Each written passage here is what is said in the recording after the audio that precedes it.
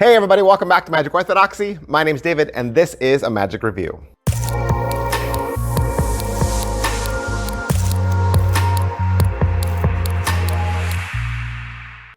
Welcome back to the channel. Thanks for being here. Thanks for showing up. If you don't know what we do here at Magic Orthodoxy, and by we, I mean the royal we, right?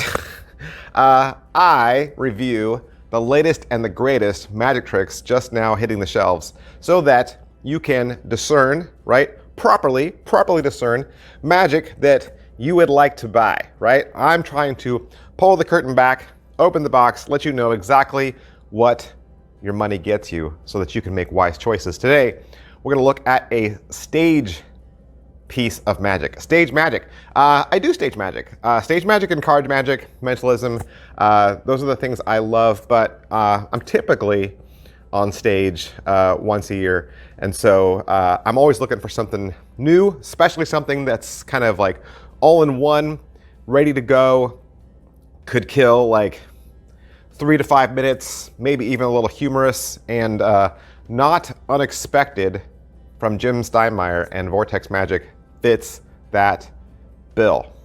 All right, so not unexpected. It is obviously a rope trick, right? It is a rope trick. You're gonna have 2 spectators come up on stage. Now I know when you watch the trailer, it's a studio performance done with microphone stands, but it's gonna be best if it's done with patter, done with spectators up on stage, probably a little bit of humor, but there's a long rope being held at each end. So you have a spectator at each end holding the rope, and then you bring out a big sharp pointy knife.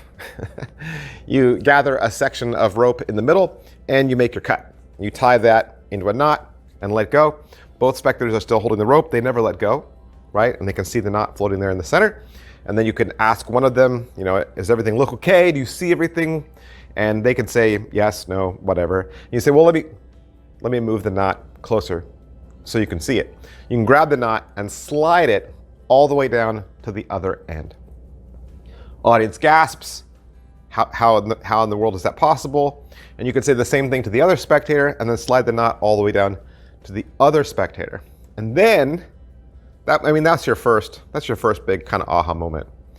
Everybody kind of expects what's gonna happen next, right? Usually just, you either vanish the knot or you take it off and you show that it's a little extra piece. But in this one, as you untie the knot and let go, the break now is where the knot was.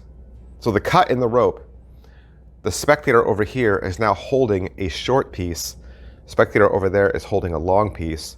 Both pieces of rope can be examined. The short one could be taken home as a souvenir. Not unexpected. Let's go. All right, so let's say you pay $80 to your favorite Murphy's Magic dealer. What will you get? You're gonna get a long length of rope, magician's rope, good rope. You're gonna get the gimmicked knife, which is gonna do all the work for you, and you'll get an 18-minute tutorial. Now, do you need anything else? Are there other additional purchases? Yes.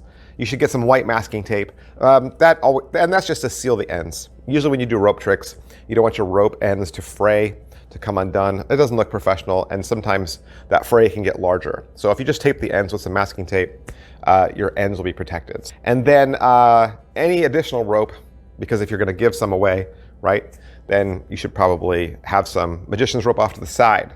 But the long piece of rope that you're given, that'll last you over and over and over and over and over. Is it what I thought? I didn't know how it worked. I mean, I've seen the little knot trick before. I mean, everyone's seen that trick where you have a piece of rope, right? You just have a loop there, you cut it, tie a knot, and then you pull the knot off. It's basically that trick, right? It's basically that trick, but done on a larger scale with stage, with spectators, and a big sharp pointy knife. You can go watch Doug Henning's performance. Doug Henning did this on his World of Magic show in 1976 with Michael Landon. And so he was the impetus behind this, the idea behind this. And of course, he worked alongside Jim Steinmeyer to make the effect that's with you today. Is it well made? Yeah, everything's well made. I mean, it's real rope, right? Real magician's rope, nice, soft, mushy rope.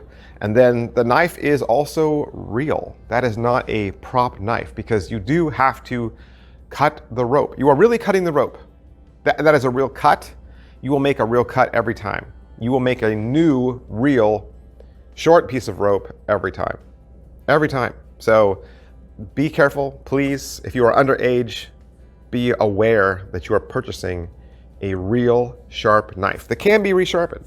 It is a real knife. What's the overall quality and production value of the video? Mostly it's a studio shot with a stationary camera. You got somebody from Vortex Magic in the studio working with you, well mic'd, there's no music. As far as what you learn on the 18 minutes, they're gonna show you the trailer that had the studio performance. They'll actually show it to you twice, back to back. No explanation as to why that happened. They use microphone stands to hold off the rope instead of spectators, obviously. They're gonna walk through the prep, like what you need to do in advance. Then they're gonna walk through the tutorial step by step, showing you what to do. They'll go through it 2 times so that you can see it twice. Then they talk about some tips about prep with the rope and some knife care. Pocket space, it's a stage effect, right? It is a stage effect, but I will add, there's nothing else going on, right? When you walk out with the rope and the knife, there's nothing else in your pockets, there's nothing else in your thumbs. You don't have any sort of, gimmick behind your back or on your belt. It's right there in your hands. The rope in this hand, the knife in this hand, and you can do the trick. How are the angles? They're good for stage, right? They're good for stage. Everything's concealed. You have a spectator way down there and a spectator way down there. They can't see like what you're doing there in the center. You have a lot of distance between you and the next nearest spectator. And then the audience, they're only going to see what you let them see. And as far as whether it can be inspected or not, really the only thing that can't be inspected is the knife. Why would you hand out a real sharp pointy knife? If somebody said, hey, can I see that knife? You could just say, hey, liability, stage, whatever. But nobody asks to see stage props, even in a parlor setting, which you could do. This could work easily in a parlor setting as well. It doesn't have to be stage, right? Just don't accidentally cut your microphone cord. That would be bad. Slides and difficulty level. How hard is this? It's super easy. It's super easy. In fact, if you've ever done the standard rope trick where you have a loop and cut it and tie a knot, you can do this. If you've ever done that before, you can do this. It's that easy. It is. I do still say that it plays better with patter. I still think it probably plays a little bit better to do it lighthearted. Go watch the Doug Henning special. Go to YouTube, find him performing for Michael Landon in his World of Magic special in 1976. Go find that. Watch him do it, okay? And then obviously just come up with your own pattern and your own creative way to do it. But setup and reset, you're gonna make a little gimmick every single time that's consumable. You'll need to make that over and over again, but it's not difficult, doesn't take any time at all. Positives, what are the positives? Now you can do Doug Henning's classic sliding rope routine. What a great piece of magic. Negatives, all right, so what are the negatives? The knife itself is large and exaggerated. Like, it looks like a Halloween prop knife. I would argue that it looks like a stage prop knife.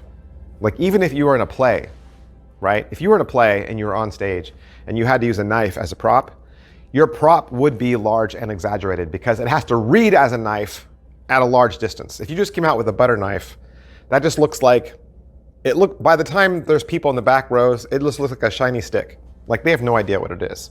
So you might look at this knife and go, really? This is what $80 gets me? But you have to consider that it's not only gimmicked and doing all the work for you, it's also a real knife, and it has to read as a knife from a distance. So is it worth your money? I would say yes, because whereas some rope is consumable, the large piece isn't. And if you're not already doing a rope piece in your parlor or stage, this is a good one to add because it doesn't involve this long, drawn out, multi-phased thing where ropes get shorter, ropes get longer, you're making another loop, you're cutting again, you're putting the scissors away, bringing the scissors back out, right? And trying to remember how this routine goes. This is really just 2 steps. It's cut, tie a knot, slide, slide, slide, untie, done, right? It's really easy. and could take up 5 minutes. And so when you spend 80 bucks on 5 minutes, that it creates a piece of magic, and it's time filler, and it's good, and it's not difficult to do, and it's not going to screw up on you.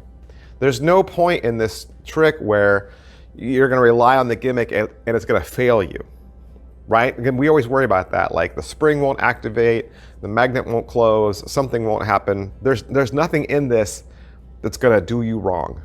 You'll be able to do this as a standalone piece or part of a larger stand-up set, and it's going to last you forever. So money well spent. All right, that's everything I can say about not unexpected Jim Steinmeyer Vortex magic. Like I said, this is a classic Doug Henning trick that he did on television. So come on, can't go wrong. I hope I've answered some questions for you, or at least introduced you to something new. And if that's the case, please do me a favor, hit like, hit subscribe, hit follow. Hit all those buttons. I know you've never subscribed to a channel before in your life, but can you do me a favor and subscribe to mine? I'm trying to help you with these reviews every single day, so please help me out. That would mean the world to me. And big, huge thanks to Murphy's Magic Supplies for allowing me to have this effect so that I can do the review for you. Stick around, I got a special announcement for you. See you next time, bye. Hey, would you like to learn a magic trick? You would? Did you know I have a second channel? That's right, I have a second channel where I teach beginning level magic tricks. Magic Channel Card Tricks is a place that you can go to learn tricks with ordinary items you can find around the house. Paper clips, rubber bands, pens, and of course, decks of cards. I teach beginning level card tricks, simple card forces that anybody could learn. I also review magic kits. So if you go buy a magic kit from the store, your local Walmart or Target, or you get a magic kit for Christmas, I'll go over exactly what's inside. And I'll even teach you how to perform with some of those tricks that you get inside those kits. Plus, I'm even gonna give you video instruction to very simple, very inexpensive tricks that you can pick up at your favorite magic store. Sometimes you get those tricks and the instructions are just on a tiny little piece of typewritten paper and you have no idea how to do that trick. Don't throw that trick away. Don't put it in a box. Come back to Magic Channel Card Tricks and I will teach you how to use that trick as well. Or maybe you're not a beginner. But maybe you have a niece or a nephew or a little brother or sister that you could share this channel with them. This is a great, safe place, kid-friendly, where they can learn beginning level magic. Make sure you head on over to Magic Channel Card Tricks, give my videos a like, subscribe to that channel. Thanks for watching, guys. Thanks for being a part of Magic Orthodoxy.